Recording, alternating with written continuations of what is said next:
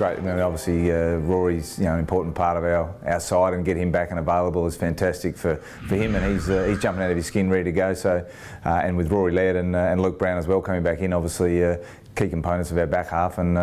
looking forward to them getting out there on Saturday. Yeah, well, Lynchy was tracking really well, and everything had settled down, and his side strain had come up really well, and unfortunately in the last 2 minutes of our match sim, just got an innocuous head knock, and from there reported having some headache symptoms, and unfortunately the docs looked at him and decided, well, he's got some concussion, looks like he's got some mild concussion there, so he's been ruled out with that, which is terrible luck for Tom, because he was another guy who was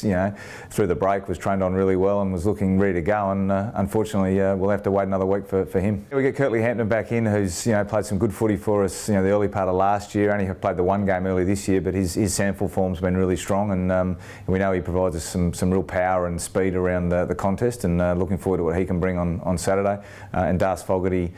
comes back in along with Cam Ellis-Yeoman, who missed the last game, which was a combination of a little bit of drop off on some form for Cam, but also he was just showing some signs of fatigue after a long year, so a couple of weeks out for him, get him back in and going as well. With Otto, it was he's had a bit of an Achilles all year. We've sort of been managing that from some tendonitis side of things, and it didn't really settle down that well after the Hawthorn game over the bye as well as we would have liked, and he's had a bit of trouble coming up this week, and